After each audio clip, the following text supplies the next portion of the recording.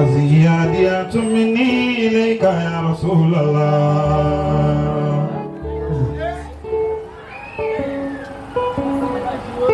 أزيادية مني إليك يا رسول الله كما قال الشيخ إبراهيم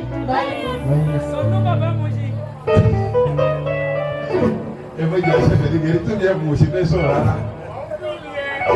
Aláṣọ ibil mi'raji tó àtẹ iye tí. Àwọn tí wọ́n ká sí kúrò kẹ́lí ìwọ̀n pọ̀ níbi ló jẹ́ ń ṣe ká síra yẹ olúwa wọn. Fàṣẹ̀rí ilé yìí dára gáyà tó mọ́gíyà tí. Àṣírùlá ó wá ṣọ́kù mi ní mo bá rí wọn. إلى طيبة حود لطه تهيتي تعالك راكبي من مدينة الكولك أرم وصالا من أراضي نزيتي أطوف في الآفاق والآل إنني وكوفي بباب هاشم فرمنيتي wọ́n gbé níbi àdúrà àyàbàrò yàtà fìbìjà Muhammadu Yorùbá nínú àwọn àmọ́mọ́ni ìtẹ̀sùkú bẹ́ẹ̀dà ní máa yẹ̀rọ ọmọ wa tó rí sí dá lítàkìyà àná wọ́n fi náà náà sẹ́yìn ní jẹ̀mí òǹṣòro rí kọ́ríkọ́dé ìta wà áyé dá.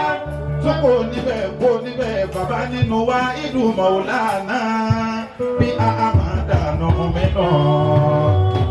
Wàbí Rúsùlì wàlá amọ́láàgì ó ti tó. Wà wàlú mọ́ àyèmínú. Sọ́kò mẹ́fà yà rọ̀bì fásilò bí sírọ̀tọ̀ Muhammadin Muhammadin Muhammadin Muhammadin. Fàyà rọ̀bì fansurna mufrada ni ṣé olóbẹ̀ mi ló jámọ́ ni o alákòólé mọ́búríkì fàyà rọ̀bì àkíkínà wàbá sírùkùlù bánà wàsọ́bì wàhábàbì wàkùlà mọ̀wáfàkì bìjà ìnàbí yìlá àkì kí ló dé tẹ̀ Yorùbá anábìwá Muhammad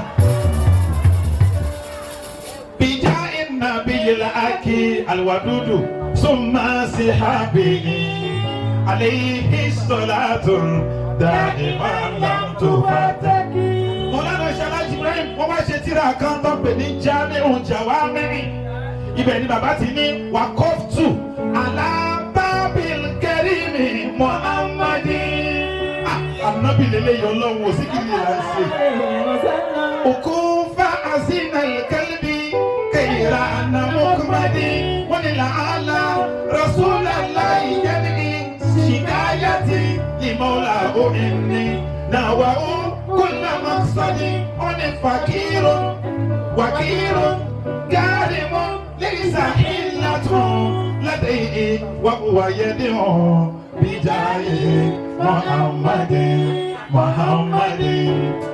Ìfẹ́ gbàsìkò torí bàbá Udu Jamiu ní màmá ṣe kàsídà yẹn. Allahumma salli